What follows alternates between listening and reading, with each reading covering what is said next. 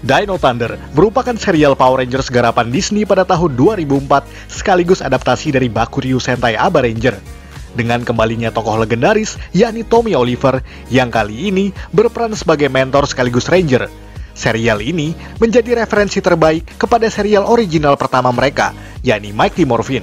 Dan karena itulah banyak sekali detail-detail tersembunyi atau Easter egg yang barangkali jarang disadari oleh penonton. Baik itu referensi pada serial Power Rangers lain atau hal-hal di luar franchise ini. Kalau begitu, langsung saja kita simak 10 detail tersembunyi di Power Rangers Dino Thunder versi Tokuvex Indonesia.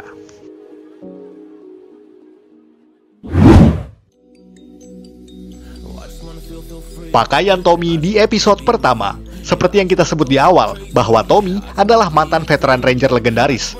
Maka kemunculannya di sini dirasa harus mampu mewakilkan apapun yang ada dalam tokoh tersebut selama ini. Dan barangkali jarang sekali ada yang memperhatikan soal ini.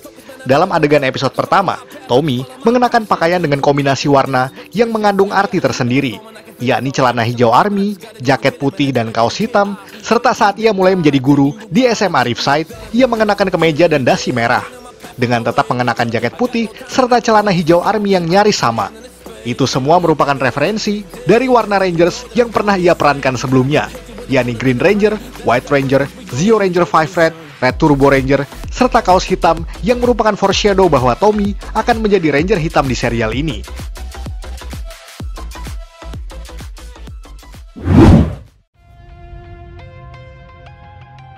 Alamat rumah Tommy. Masih soal Tommy, dalam serial ini, mantan Ranger legendaris tersebut tinggal di sebuah rumah di pinggiran kota Ripside, yang kemudian sekaligus menjadi markas serta laboratorium riset rahasianya. Dalam episode pertama, saat Connor dan Ethan sedang mencari bantuan dari gurunya tersebut, Ethan yang tengah mencari alamat Tommy lewat PDA, kemudian menemukan alamat yang dicari, yakni 1992 Valencia Road, sebuah domisili fiktif yang berada di California. Dan tahukah Anda bahwa itu semua dibuat bukan dengan asal-asalan? Sebab angka 1992 itu merupakan tahun masa praproduksi Mighty Morphin Power Rangers. Dan Jalan Valencia yang dimaksud merupakan referensi dari nama daerah sungguhan yang berada di kota Los Angeles, California. Di mana itu juga merupakan lokasi syuting Power Rangers era Saban sejak awal. Ya, sangat unik mereferensikan lokasi syuting original Power Rangers sebagai tribute di series ini. Sebab di Dino Thunder dan berbagai season era Disney sudah memindahkan lokasi syutingnya ke New Zealand. Walau dalam ceritanya tetap disettingkan seakan-akan berada di California, Amerika Serikat.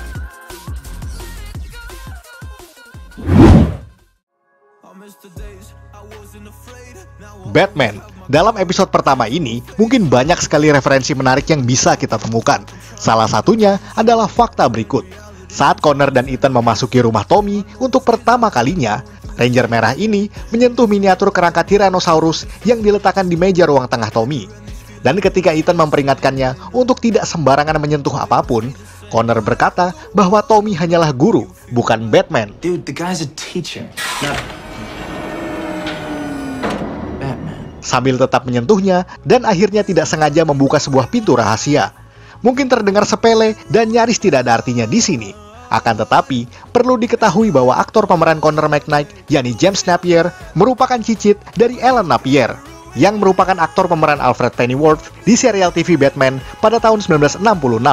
Ya, jadi dialog yang Connor ucapkan seakan memberi referensi khusus bagi sang aktor itu sendiri, terkait hubungan keluarganya dengan aktor pemeran pelayan setia Batman tersebut. Apalagi, rumah Tommy tersebut berada di pinggiran kota, serta memiliki markas rahasia di bawah tanah. Sama seperti Batcave yang ada di komik Batman tersebut.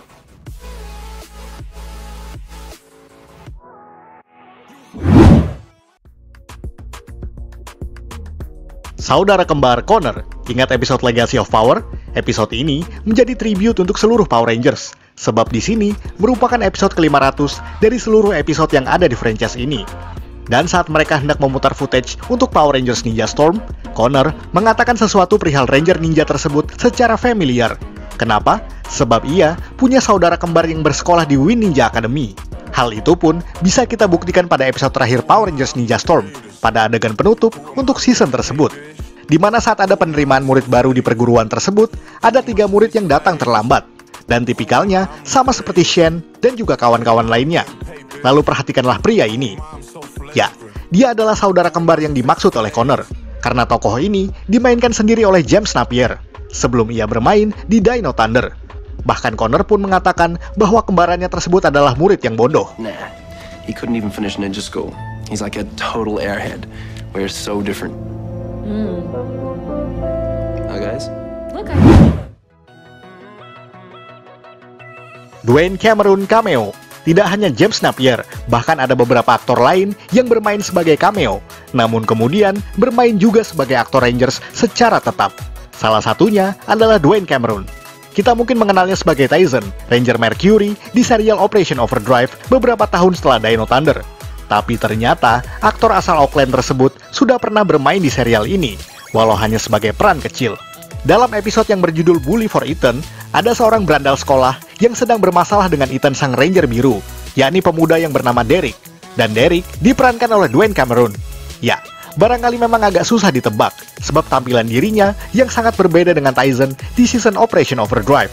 Tidak hanya Derek, Cameron pun pernah bermain di episode SPD yang berjudul Idol. Dalam serial ini, ia bermain sebagai Drew, yakni kawan lama Skytade, sang Ranger biru, yang kemudian menjadi monster dalam episode yang sama.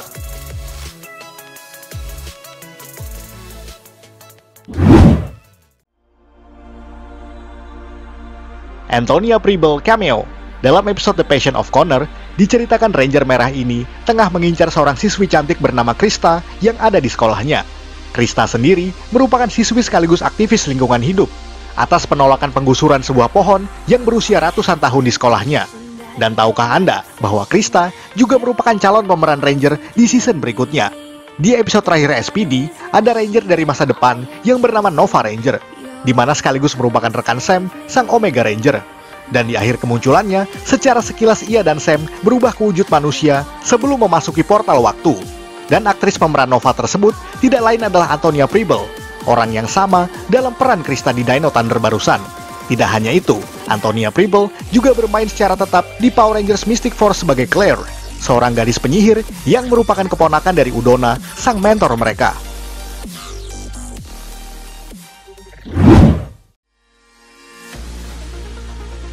Logo beberapa serial Sentai. Kembali ke episode Bully for Ethan, di mana pada episode tersebut nyatanya ada beberapa referensi dari berbagai serial Super Sentai, yang dalam hal ini merupakan original series Jepang dari Power Rangers sendiri. Dalam suatu adegan, Tommy dan Kira yang tengah menyingkirkan arsip lama di markas mereka, kita bisa melihat ada beberapa arsip map yang mungkin familiar bagi kita para pecinta Super Sentai atau Power Rangers. Di antaranya ada logo dari Ranger, Gogo 5 atau Lightspeed Rescue, bahkan juga Google 5 di bawahnya. Tidak hanya itu, kita juga bisa melihat logo Changeman, Lifeman, Gingaman atau Lost Galaxy, dan juga Maskman, serta Flashman dan juga Fiveman di bagian kotak sampah saat Kira membuang foto masa lalu Tommy dengan rekan kerjanya dulu. Sebagian dari itu merupakan Sentai era Showa yang bahkan tidak pernah diadaptasikan ke Power Rangers sebelumnya. Dan semuanya bisa ditemukan apabila kita melakukan pause di adegan-adegan yang dimaksud.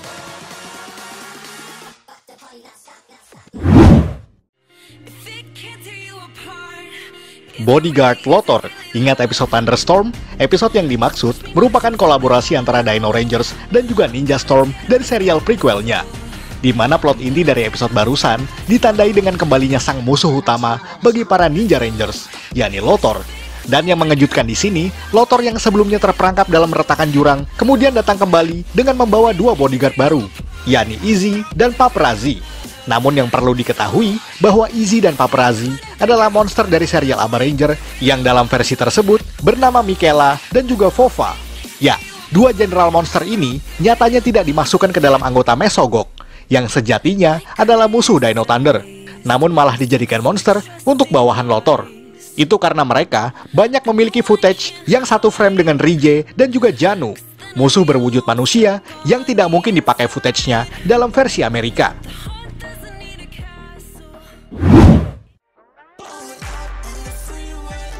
Ninja Turtles. Serius? Ada kura-kura ninja di Dino Thunder? Kenyataannya tidak ada. Tapi, ada beberapa hal kecil yang mungkin bisa jadi referensi khusus bagi kartun legendaris yang sangat fenomenal tersebut. Pada episode ke-29 yang berjudul Isn't It Lovely, di mana saat Connor, Ethan, dan Kira melakukan finisher Megazord, mereka mengatakan Kawabanga yang merupakan kata-kata dari serial TMNT. Kawabanga! Itu seperti sebuah referensi bagi kura-kura ninja yang pernah diadaptasikan oleh Saban Brands dan sempat berkolaborasi dengan Power Rangers in Space.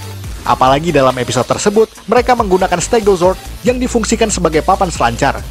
Seakan-akan mereferensikan salah satu episode TMNT yang berjudul Vanish on a Half Shell.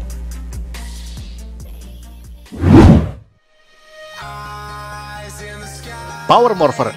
Yang terakhir adalah satu lagi referensi dari Mighty Morphin Power Rangers.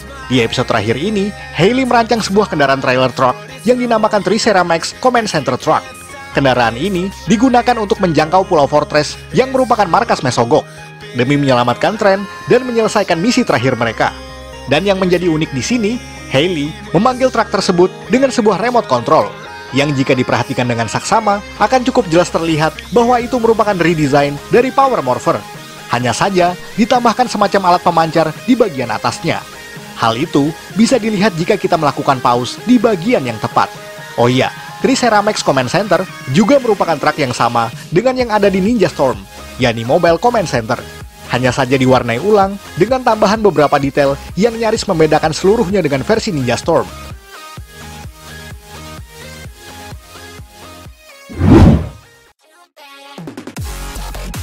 Sekian ulasan dari Tokuvex Indonesia. Buat Anda yang suka dengan video ini, silakan like dan share ke media sosial Anda. Jangan lupa tinggalkan komentar. Akhir kata, salam Tokuvex Indonesia.